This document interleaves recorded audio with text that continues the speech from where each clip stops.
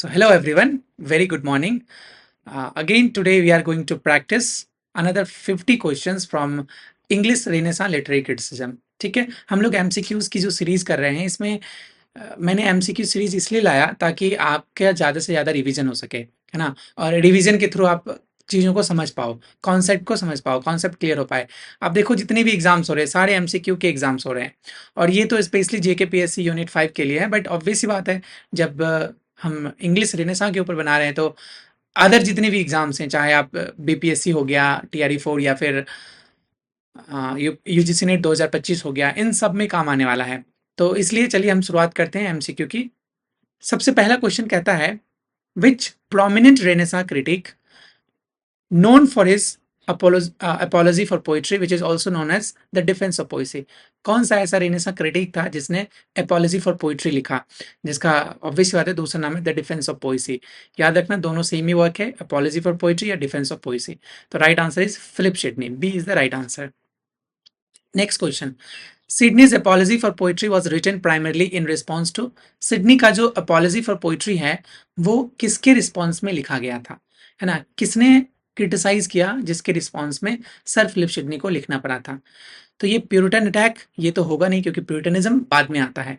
Stephen Gosson, school of abuse, a decline of poetic quality और the rise of prose fiction. The right answer is B. Stephen Gosson का एक work था, है ना, जिसमें उन्होंने बोला कि जो प्लेटो है, प्लेटो वॉज राइटली, है ना, Plato rightly said that poet should be ban from the ideal society. तो इसी बात पे जब उसने दोबारा से अटैक किया स्टीफन गशून ने, तो इसके अटैक में मतलब इसके रिस्पॉन्स में सिडनी ने अपॉलजी फॉर पोइट्री लिखी।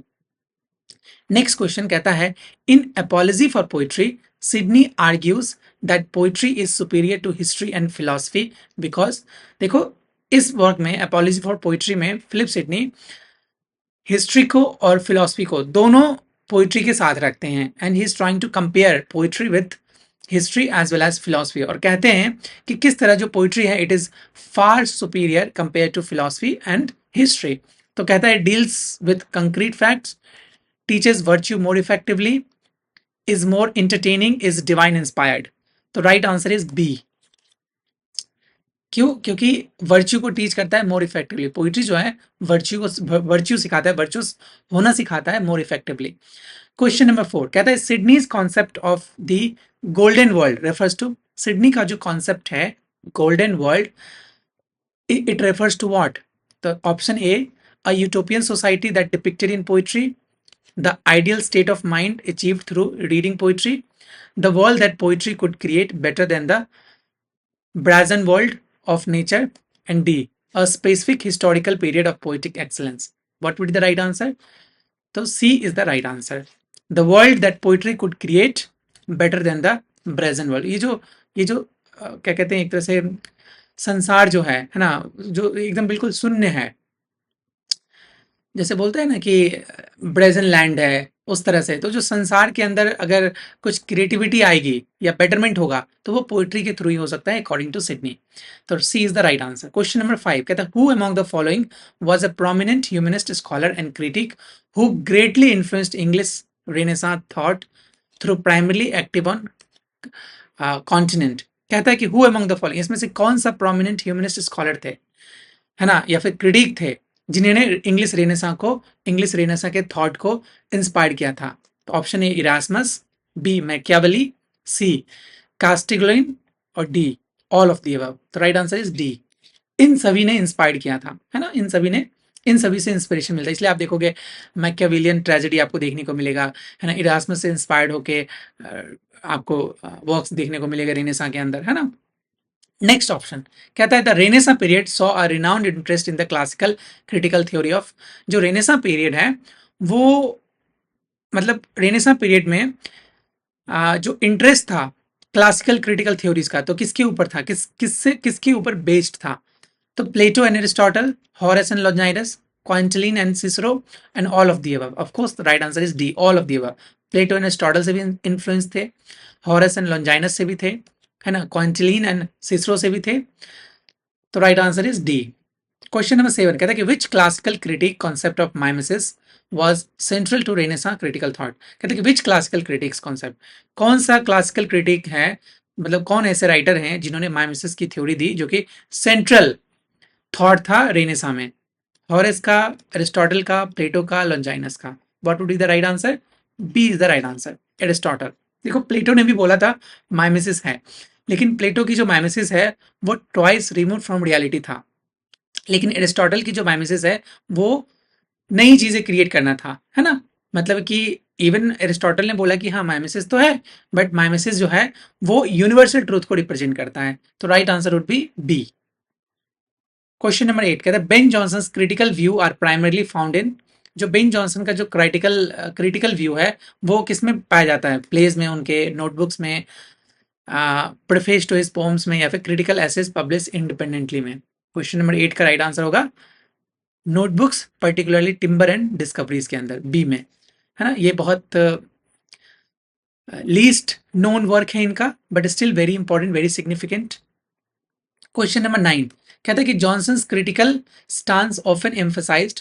जो बेन जॉनसन है उनका जो क्रिटिकल स्टांस है वो क्या एम्फसाइज करता है, क्या बताता है? Spontaneity and natural genius, rules, decorum and classical models, the emotional impact of poetry and the importance of individuals inspiration? Question number 9 का राइट आंसर होगा rules, decorum and classical models, B is the right answer. Now question number 10 कहता है Johnson famously praised Shakespeare but also wished he had blotted many lines. This suggests Johnson's emphasis on। जो Johnson थे हमारे, है ना, Ben Jonson, तो famously Shakespeare को praise किया उन्होंने, है ना, और बोला है कि ब्लॉटेड होते। अब देखो पहले ऑप्शन देखते हैं, कहता है careful revision and craftsmanship, the need for more natural language, the importance of originality and the audience immediate pleasure. तो राइट आंसर उसका होगा केयरफुल रिविजन एंड क्राफ्ट्समैनशिप, है ना? देखो ब्लॉटेड का जो मतलब है, ब्लॉटेड का मतलब है कि सेंटेंस को प्रॉपरली नहीं लिखना, सेंटेंस को प्रॉपरली क्राफ्ट नहीं करना, but he says that Shakespeare जो थे वो एक तरह से ग्रेट क्राफ्टमैनशिप थे, उनके वर्क्स में फ्लॉज नहीं होते। तो ये मतलब फेमसली बोलते कि काश शेक्सपियर के वर्क में भी थोड़ा बहुत फ्लॉज होता, समझ रहे हो ना? तो 10 का राइट आंसर क्या होगा? The import A, B is the right, sorry, A is the right answer. Question number 11 कहता है the term decorum in Renaissance literary criticism refers to. ये जो डेकोरम टर्म है, डेकोरम वर्ड है, बार बार सुनने को मिलता है, ये रेनेसां लिटरेरी क्रिटिज्म में क्या बताता है, क्या दर्शाता है? कहता है the use of elaborate ornamentation of language. Ornamentation का मतलब सजा धजा लैंग्वेज को यूज करना। The appropriate matching of style to subject matter and character. Option C the moral message conveyed by a work. Option D the correct pronunciation of the word. तो right answer क्या हो जाएगा? Right answer is the appropriate matching style of the subject matter and character. मतलब subject जो matter है, जिस बारे में बातें हो रही है, उससे कैरेक्टर, और कैरेक्टर भी, मतलब कैरेक्टर और सब्जेक्ट मैटर दोनों अलाइन करनी चाहिए, अप्रोप्रिएट मैचिंग होनी चाहिए, उसी को बोला गया प्रॉपर डेकोरम, है ना? तो 11 का राइट आंसर होगा बी। क्वेश्चन नंबर 12 कहता है कि which play by Ben Jonson is considered a prime example of his adherence to classical units. Ben Jonson का कौन सा वर्क है जो कि कंसिडर किया जाता है, जो फॉलो करता है क्लासिकल यूनिटीज को? क्लासिकल यूनिटीज क्या क्या है? Unity of time, unity of place and unity of action. तो option A Volpone, option B the Alchemist, option C Bartholomew Fair, option D both A and B. What would be the right answer? Right answer would be D, both A and B. Question number 13 कहता है कि the concept of the unities time, place, action in drama originated from interpretation of। ये जो concept है unity, है ना, unities, 3 unity जिसकी बात करता है अरिस्टोटल, वैसे अरिस्टोटल की वर्क है टाइम, प्लेस एंड एक्शन। तो right answer would be Aristotle's Poetics, B is the right answer. जहां वो कहते हैं कि टाइम और प्लेस और एक्शन तीनों यूनिटी में होनी चाहिए। जैसे टाइम 24 घंटे के अंदर ही पूरी की पूरी कहानी खत्म हो जानी चाहिए, प्लेस जो है एक ही प्लेस पे पूरी की पूरी कहानी होनी चाहिए। ऐसा नहीं कि आज यहाँ पे कर रहे हैं और कहानी में अगले अगले स्टोरीज में, मतलब जो अगला सीन है उसमें कहीं और चले गए, है ना? और एक्शन में प्रॉपर एक्शन होनी चाहिए, ठीक है? देखो क्वेश्चन नंबर 14 कहता है while not a formal critic who in his preface to the reader of Paradise Lost defended his work blank verse over rhythm। John Dryden, John Milton, Andrew Marvell, Abraham Cowley. तो right answer हो जाएगा John Milton. वैसे देखो Milton जो है Puritan poet हैं, but still Renaissance का part है, तो रेनेसा में आ ही जाते हैं ये भी, है ना? रेनेसा चल रहा था। वैसे प्यूरिटन जब एज आता है तो वो लास्ट, रेनेसा डिक्लाइन कर रहा होता है उस समय। तो राइट आंसर होगा मिल्टन। क्वेश्चन नंबर 15 कहता है the humanist moment which greatly influenced Renaissance criticism stressed the importance of. ये जो ह्यूमनिस्टिक मोमेंट था जिसमें ह्यूमन को सेंटर में रखा गया, ह्यूमन के इमोशंस को, ह्यूमन के डिजायर्स को, ह्यूमन के फीलिंग्स को, या ह्यूमन जो भी चीजें करता है, ह्यूमन का जो रिलेशनशिप है नेचर के साथ, है ना, ह्यूमन का जो रिलेशनशिप है समाज के साथ, है ना, विच इज ग्रेटली इन्फ्लुएंस, जो कि इन्फ्लुएंस हुआ था किसके, रेनेसा क्रिटिज्म में। किसके ऊपर स्ट्रेस ज्यादा है, मतलब किसके ऊपर बात करता है, किस चीज के ऊपर बात करता है? रिलीजन, डॉगमा एंड ट्रेडिशन के बारे में, classical learning and human achievement के बारे में, scientific discovery and empirical observation के बारे में, या मीडिएवल स्कूलिटिसिज्म के बारे में? क्या होगा राइट आंसर? राइट आंसर होगा classical learning and human achievement के बारे में। B is the right answer. Obvious बात है ह्यूमनिस्टिक में मोर ह्यूमन, ह्यूमन की तरफ ज्यादा फोकस्ड होगा। जैसे एंग्लो सेक्शन और एंग्लो नॉर्मन हम देखते हैं गॉड के चारों तरफ चीजें घूमती है, चाहे वो मेडिकल प्ले हो, मोरालिटी प्ले हो, मिस्ट्री प्ले हो, इंटरल्यूड्स हो, and all this things, even poetry, everything was inspired from biblical stories, है ना। Everything was inspired, literally everything was inspired from the religion. But जैसे ये मूव करते Renaissance में, तो Renaissance saw the humanistic change, जहाँ पे क्लासिकल लर्निंग को ज़्यादा सपोर्ट किया गया, है ना, ह्यूमन के अचीवमेंट्स के बारे में ज़्यादा बातें की गई। ऑब्वियस बात है ह्यूमन सेंटर में आ गया, है ना। क्वेश्चन नंबर 16 कहता है कि who was the author of the art of the English poesy. 1589 में एक बुक पब्लिश हुई थी, and the name of the book was the art of English poesy which is a comprehensive treatise on the poetry theory of practices. ये book किसका है? तो George Gascoigne का, William Webbe का, जॉर्ज पुटनम का, या थॉमस चैंपियन का? तो राइट आंसर होगा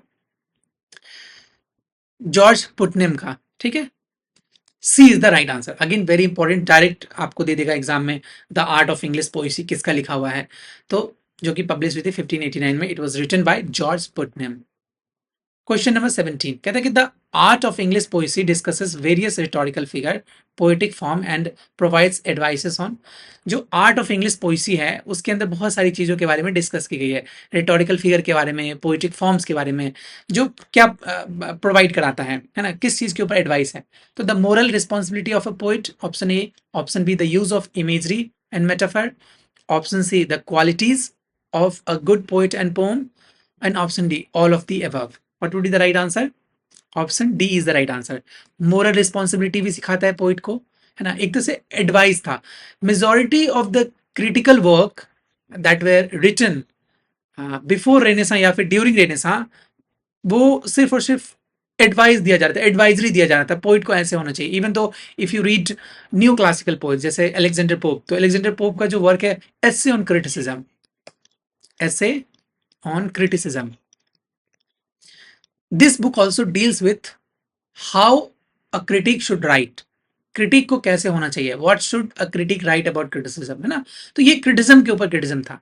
तो देख रहे हो ना, मेजोरिटी ऑफ जो लिटरेरी क्रिटिक्स थे, they were focused on how a writer should write, है ना, एक तरह से एडवाइजरी दी जाती थी, एडवाइस की जाती थी। इमेजरी मेटाफर का यूज करना, quality and good poet, obvious बात है क्वालिटीज होनी चाहिए गुड पोइट के अंदर। क्वेश्चन नंबर 18 कहता है कि which work is significant source for understanding Elizabethan ideas on rhetoric and poetry, advocating for their use of English in serious literature. कहते हैं कि सीरियस लिटरेचर के अंदर, कहते हैं कि विच वर्क इज सिग्निफिकेंट, कौन सा ऐसा वर्क इसमें से है जो कि सिग्निफिकेंट सोर्स है हमें समझने के लिए एलिजाबेथन आइडियाज को, या एलिजाबेथन रिटोरिक को, एलिजाबेथन पोइट्री को। तो ऑप्शन है थॉमस विल्सन का the art of rhetoric, Roger Ascham का the school master, Richard Mulcaster का the first part of the elementary, और option D all of the above. What would be the right answer? Again all of the above. इसके अंदर rhetoric की बात करते हैं Thomas Wilson. All you have to remember the title. Roger Ekam the school master, किस तरह से school होनी चाहिए, किस तरह से स्कूल में एजुकेट लोगों को करानी चाहिए, है ना, रॉजर एकम का बहुत फेमस वर्क है। फिर रिचर्ड मूल कास्टर का the first part of the elementary. All these are very important work जो कि इंग्लिश सीरियस लिटरेचर के बारे में बातें करता है ना। D is the right answer. Question number 9, Stephen Gosson the school of abuse 1579 जो था, वो अटैक था किसके ऊपर? Attack poetry and theatre primarily from what perspective, मतलब कौन किस पर्सपेक्टिव से स्टीफन गशून ने अपनी बुक स्कूल ऑफ एब्यूज में पोइट्री के ऊपर अटैक किया था? तो एस्थेटिक के ऊपर, इकोनॉमिक के ऊपर, मोरल एंड प्यूरिटन के ऊपर, या फिर पॉलिटिकल होके? तो राइट आंसर होगा मोरल एंड प्यूरिटन होके, सी। देखो प्यूरिटन जो थे ना वो प्रोटेस्टेंट को सपोर्ट करते थे, मतलब प्रोटेस्टेंट से ही प्यूरिटन बना है। और ये जो प्रोटेस्टेंट है ये कैथलिक के अगेंस्ट था। क्रिश्चियनिटी में ही दो अलग डोमेन है, एक और भी है, मल्टीपल है, एंजेलिकन चर्च भी है, लेकिन एक कैथलिक था जो कि काफी करप्ट था, जैसा माना गया कि these are the corrupt people. तो उसके अगेंस्ट एक और नया डिवीजन हुआ जिसको बोलते हैं प्रोटेस्टेंट। प्रोटेस्ट से प्रोटेस्टेंट बना और वही प्रोटेस्टेंट प्यूरिटन्स कहलाते थे। ठीक है, तो जो प्यूरिटन्स की वैल्यूज थी वो थोड़ी डिफरेंट थे कैथलिक से, even though they both where Christians, लेकिन दोनों की वैल्यू सिस्टम अलग थी। क्वेश्चन नंबर 20, सिडनी की apology defence poetry by arguing that, जो फिलिप सिडनी है उसकी जो एपोलॉजी है, एपोलॉजी डिफेंस पोइट्री मतलब एपोलॉजी फॉर पोइट्री जो उनका वर्क है, या इसमें जो फिलिप सिडनी है वो क्या आर्ग्यू करते हैं पोइट्री के डिफेंड में? पर कहता है कि is a form of harmless entertainment, it delights and instruct, reflects historical truth, and it's a divine gift accessible to all. So right answer होगा delight and instruct. Even according to Horace के अनुसार भी जो poetry है वो delight करता है और इंस्ट्रक्ट करता है, सिखाता है। And Sydney was also inspired by Horace and Aristotle. तो वहां से इन्होंने वो जो ग्रीक क्लासिकल लिटरेचर है वहां से इन्होंने इंस्पिरेशन लिया था, फिर जाके इन्होंने बुक लिखी थी। तो ये भी वही कहते हैं, डिलाइट करता है और इंस्ट्रक्ट करता है, मतलब हमें इंटरटेन करता है एज वेल एज इंस्ट्रक्ट भी करता है poetry. Next question, question number 21 कहता है the term sprezzatura studied carelessness thought from Castiglione's The Courtier found its way into Renaissance literary ideals, particularly regarding ये जो टर्म है ना, स्प्रेजुतुरा, स्प्रेजुतुरा, जिसका मतलब है स्टडीड केयरलेसनेस, ये जो थॉट है वो रेनेसा के अंदर या रेनेसा लिटरेरी आइडियल्स के अंदर कैसे आया, है ना, किस चीज के बारे में बातें करता है? द पोएट्स पर्सनल लाइफ के बारे में, the seemingly effortless grace of good writing के बारे में, the financial support for artist के बारे में, या the casual dismissal of critical rules के बारे में? तो राइट आंसर होगा the seemingly effortless grace of good writing के बारे में। ठीक है, नेक्स्ट क्वेश्चन कहता है, question number 22, Renaissance critic largely believe that the purpose of poetry was, जो रेनेसा क्रिटिक्स थे उनके अनुसार जो पर्पस है पोइट्री का वो क्या है? Express the poets inner feeling, entertain the masses, teach and delight, which is protest to delectare, or D, preserve historical events. What would be the right answer? Option C, teach and delight. Always remember, teach and delight जो है वही poetry करता था। Question number 23 कहता है कि who wrote the influential discourse of English poetry which was published in 1586 arguing for superiority of English verses over classical quantitative meters? कौन ऐसा राइटर है जिसका इन्फ्लुएंशियल वर्क है discourse of English poetry which was published इन 1586, जो argue करता है English verse की superiority के बारे में ओवर द क्लासिकल क्वांटिटेटिव? तो विलियम वेब का, जॉर्ज गैस्कॉइन का, थॉमस चैपमैन का, या जॉन डन का? तो राइट आंसर होगा William Webbe. William Webbe, A is the right answer. Now question number 24,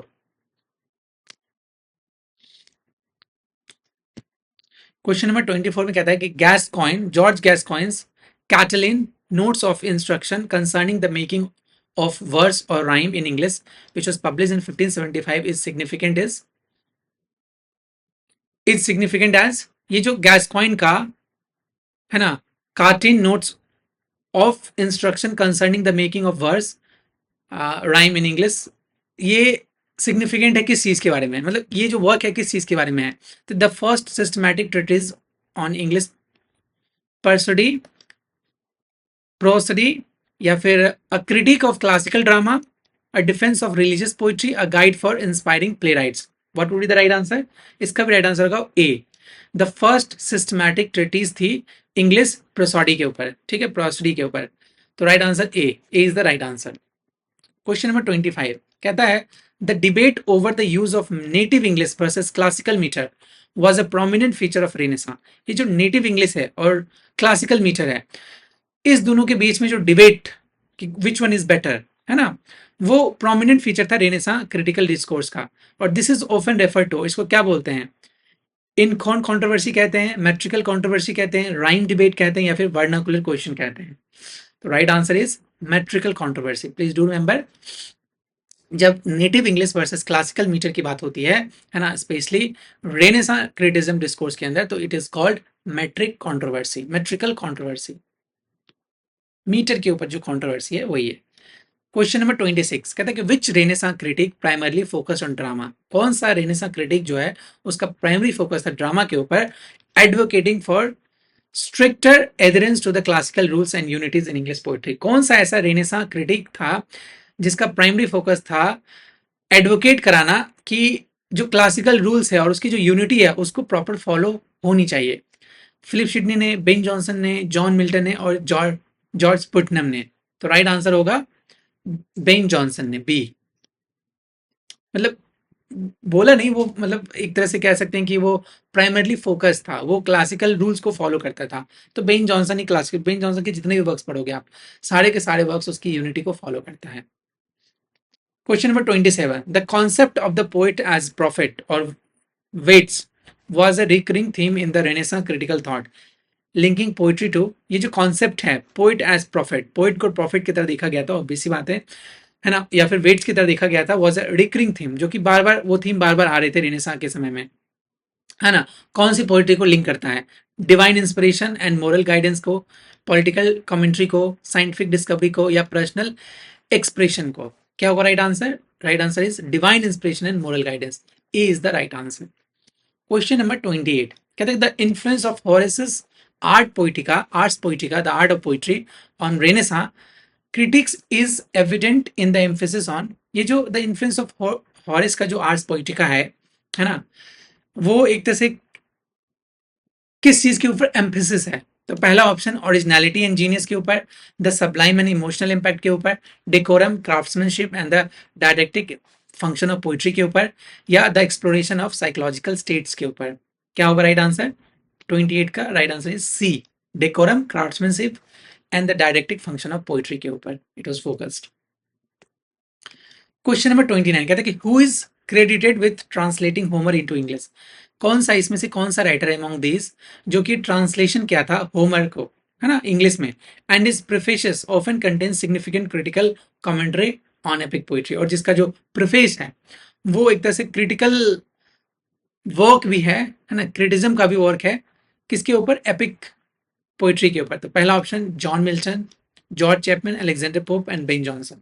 तो राइट आंसर होगा सी, अलेक्जेंडर पोप ने ही होमर को ट्रांसलेट किया था, है ना। 29 का ऑप्शन होगा सी, सॉरी यहाँ पे वैसे बी होगा, अलेक्जेंडर पोप ने किया तो था लेकिन इसने कमेंट्री नहीं की थी, sorry, B is the right answer. George Chapman, Chapman is the right answer. Chapman के बहुत फेमस है, जैसे आप अगर जॉन कीट्स को पढ़ोगे, जॉन कीट्स को पढ़ोगे तो जॉन कीट्स ने अपना एक सोनेट लिखा था, उस सोनेट में वो बता रहे थे my first view on Chapman's Homer. तो चैपमैन ने जब होमर को ट्रांसलेट किया था तो उनको पढ़ने के बाद जो जॉन कीट्स फील किए थे उसके ऊपर उन्होंने पोइट्री लिखी थी। तो the feeling that Keats had, है ना, after reading Chapman's translation of the Homer, वहां से भी क्वेश्चन बन सकते हैं, बट राइट आंसर होगा B, B is the right answer. Now question number 30 कहता है the inkhorn controversy of the Renaissance concerned, ये जो इंकहॉर्न कंट्रोवर्सी है रेनेसां का वो किस चीज के बारे में है? The excessive use of foreign and obscure word in English, the proper way to write poetry with ink, या debates over the printing press, या the uses of Latin in scholarly work. What would be the right answer? Right answer is the excessive use of foreign and obscure word. ये जो as था ना वो excessive use करता था obscure word का, जो थोड़ा डिफिकल्ट वर्ड होते थे, है ना, उन सबको यूज करता था इंग्लिश के अंदर, इसलिए इनको बोलते हैं इंक ऑन कंट्रोवर्सी। तो A is the right answer. 31 कहते हैं कि Roger Ascham's the school master which was publish in 1570 primarily discusses, ये जो स्कूल मास्टर वर्क है रॉजर एकम का वो किस चीज के बारे में डिस्कस करता है? रिलीजियस डॉक्ट्रिन है, educational method including the importance of classical language and literature के ऊपर, द आर्ट ऑफ वॉरफेयर के ऊपर, या फिर इकोनॉमिक पॉलिसी के ऊपर। तो right answer is B, educational method के ऊपर। नाम से पता चला द स्कूल मास्टर, कि स्कूल टीचर को, स्कूल मास्टर को किस तरह बच्चों को एजुकेट करनी चाहिए, है ना, इंपॉर्टेंस ऑफ क्लासिकल लैंग्वेज सिखा के, है ना, लिटरेचर सिखा के। नाउ क्वेश्चन नंबर 32 कहता है the Renaissance was the emergence of moral sophisticated understanding of literary genre drawing upon classical model such as. Option A कह रहा है epic tragedy, comedy lyrics, novella, romance, satire, ballad, sonnet, ode and all of the above. What would be the right answer? देखो novella तो आया नहीं था, novella तो होगा नहीं, बैलेड, सोनेट, ओड, ये सारी की सारी चीजें इंस्पिरेशन तो ऑब्वियस सी बात है क्लासिकल ग्रीक से ही है, लेकिन कह रहा है कि the renaissance saw the emergence of more sophisticated understanding of literary genre. और किस चीज के ऊपर? लिटरेरी जॉनर बाद में आया, लेकिन right answer would be epic tragedy comedy. A should be the right answer. A is the right answer. Question number 33 कहता है when Sidney discusses the feigned history of poetry he is referring to. जब Sidney बोलते हैं feigned history of English poetry तो वो किस चीज को रेफर कर रहे थे? Its ability to create fictional world that conveys universal truth, B its tendency to distort historical facts, option C, B तो ऐसे भी नहीं लग रहा, option C its role in fabricating myths and legends, and option D its reliance on imaginary events। तो right answer क्या होगा? A is the right answer, its ability to create fictional world that conveys universal truth। क्योंकि poetry क्या करता है? Poetry mimic तो करता है लेकिन वो यूनिवर्सल ट्रूथ को रिप्रेजेंट करता है ना, इवन एरिस्टोटल ने भी बोला था। क्वेश्चन नंबर 34 कहता है Ben Johnson in his discoveries state that a good poet must have. Ben Jonson के अनुसार एक अच्छा पोइट के अंदर क्या होनी चाहिए? इंजीनियम विच मीन्स नेचुरल जीनियस, एक्सोटिशियो मतलब प्रैक्टिकल ट्रेनिंग होनी चाहिए, इमिटेशियो इमिटेशन ऑफ गुड मॉडल्स होना चाहिए, या फिर सारी की सारी चीजें होनी चाहिए। तो right answer would B D, सारी की सारी चीजों की जरूरत है ना, प्रैक्टिस होनी चाहिए, ट्रेनिंग होनी चाहिए, नेचर, जीनियस, है ना, या फिर इमिटेशन ऑफ गुड मॉडल्स, ये सारी क्वालिटीज होनी चाहिए। 35 the term wit during the Renaissance often refer to. ये जो विट है, विट का मतलब ही नॉलेज, इंटेलेक्ट होता है। Option A humorous cleverness, option B intellectual sharpness, ingenuity and quickly faculty of association ideas. Option B ही राइट होगा क्योंकि विट का मतलब ही नॉलेज से है, इंटेलिजेंस से है। ठीक है। क्वेश्चन नंबर 36 कहता है which work by Edmund Spenser.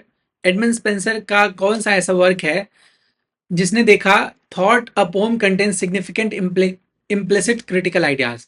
जो पोइट्री है, पोइट्री के अंदर इनसिग्निफिकेंट इम्प्लिसिट आइडियाज हैं, स्पेशली एपिक पोइट्री और एलिगरी के ऊपर। तो कौन से वर्क में? द सेफर्ड कैलेंडर में, एमोरिटी में, फेयरी क्वीन में, एपिथेलामिनी में। तो राइट आंसर होगा द फेयरी क्वीन के अंदर, सी। इनका मास्टरपीस भी है कह सकते हैं।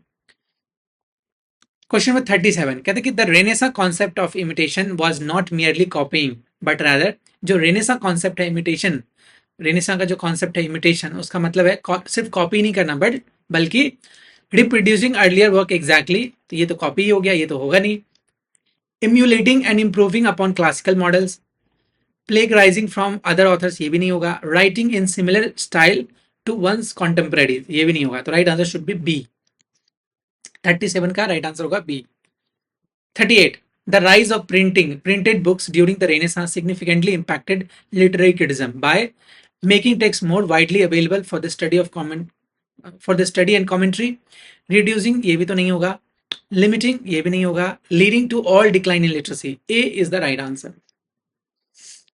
देखो पता चल रहा है, वर्ड से ही पता चल रहा है, रिड्यूस तो होगा नहीं, लिमिट तो करेगा, किया नहीं जाएगा। ऑब्वियसली बात है, पब्लिकेशन होना जब शुरू हुआ, जब प्रिंटिंग प्रेस आ गया तो ज़्यादा से ज़्यादा पब्लिकेशन होगा, so that more and more people could read and more people can write commentary. Question number 39 the critical interest in virtue and morality in renaissance literature was a direct influence of.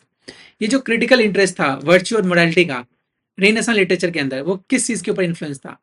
Medieval religious thought के ऊपर, classical philosophy के ऊपर जैसे Aristotle's ethics and Christian humanism के ऊपर, या फिर the Protestant Reformation के ऊपर, and option D all of the above. तो right answer is D, all of the above. Medieval religious thought के ऊपर भी, क्लासिकल फिलोसफी के ऊपर भी, द प्रोटेस्टेंट रिफॉर्मेशन के ऊपर भी, है ना, इन सब में आपको virtue, morality, all this element will be found in this.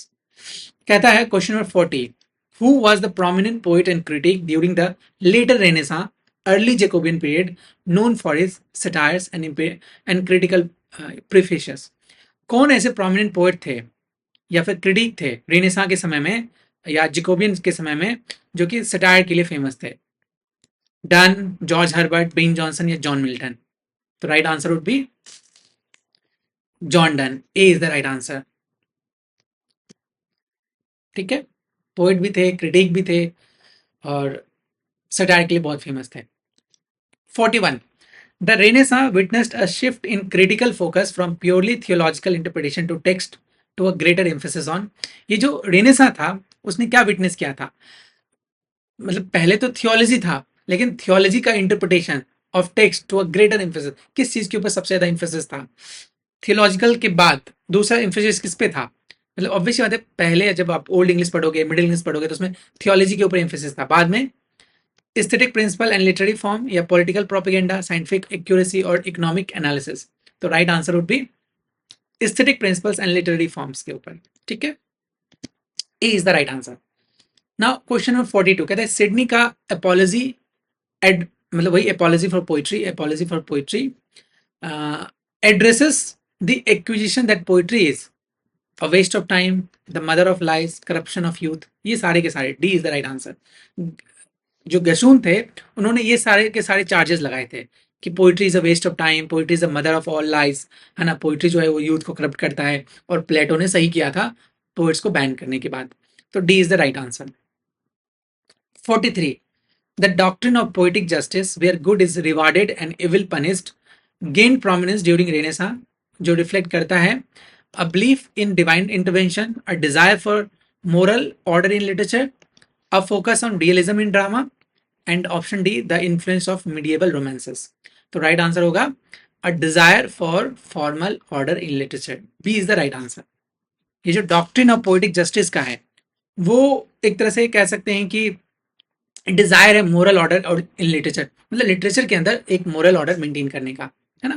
Question number 44, which critical work provides insight into the debates over the ancient versus modern? कौन सा ऐसा क्रिटिकल वर्क है जिसके अंदर एंशिएंट वर्सेस मॉडर्न की बात की जाती है? दो primarily letter 17th century debate बन गया वो।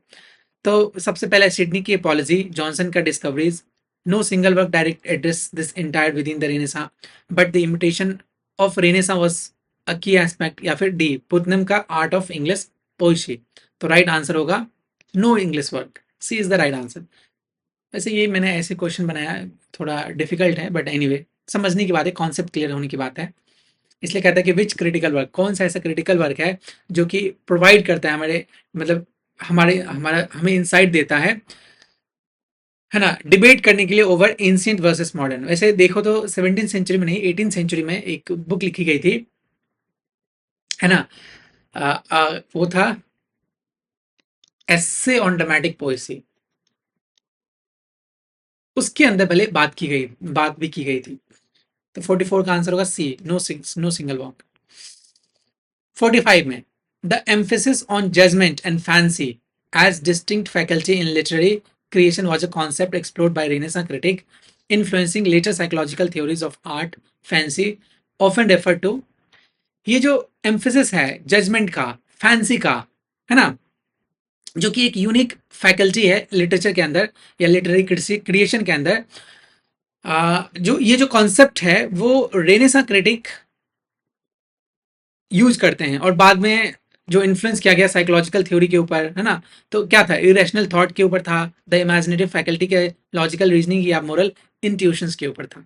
तो राइट आंसर होगा द इमेजिनेटिव फैकल्टी के ऊपर। B is the right answer. Question number 46 कहता है the concept of verisimilitude, the appearance of, जिसका मतलब है द अपीयरेंस ऑफ ट्रुथ और reality was important to Renaissance critic, particularly in relation to what? Historical writing, dramatic plausibility, lyrical poetry, satirical works? The right answer is B, dramatic plausibility। B is the right answer। Question number 47, while Sidney defended the value of poetry, what was a common criticism leveled against poets themselves during the Renaissance? जैसे Sydney ने defend किया था value, poetry की value को, लेकिन उस समय common criticism जो था पोइट्री के अगेंस्ट वो क्या था? They were often uneducated, they were seen as idle or morally corrupt, they lacked originality, या फिर they were too focused on religious themes। तो right answer would be they were seen as idle and morally corrupt. B is the right answer. इसलिए Gosson ने criticise किया था. 48. The term poet maker और poet artificer underscore the Renaissance belief in. ये जो concept है, ये जो टर्म है पोइट मेकर, उसका क्या मतलब है एक तरह से रेनेसा के कौन से मतलब क्या बिलीफ है उसके अंदर. The poets as a divinely inspired genius only. The poet as a skilled craftsman who learns and applies rules. The poet as a public entertainer. The poet as a solitary visionary.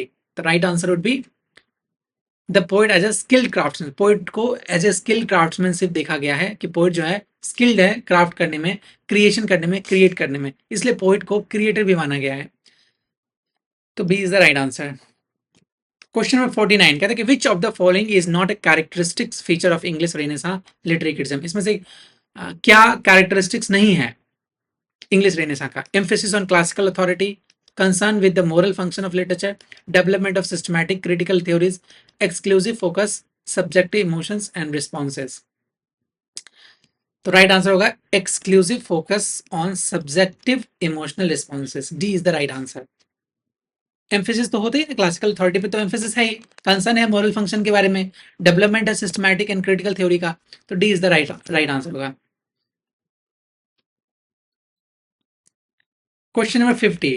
The Renaissance interest in rhetoric profoundly influenced literary criticism by providing a framework for analyzing persuasive language and stylistic devices, promoting the idea that poetry should be spontaneous and unconstrained, या फिर discouraging the use of figurative language, ये तो होना नहीं है, focusing solely on grammatical correctness, ये भी नहीं होना है. तो राइट आंसर क्या होगा 50 का. A is the right answer. Providing a framework for analysing persuasive language and stylistic devices. A is the right answer. ठीक है, इसमें मॉडरेट से डिफिकल्ट टाइप के क्वेश्चंस थे. आप देखो पब्लिकेशन वगैरह भी आप याद रखना. ठीक है, चलो. If this was helpful then please do subscribe and share it with your friends. I will see you in the next one.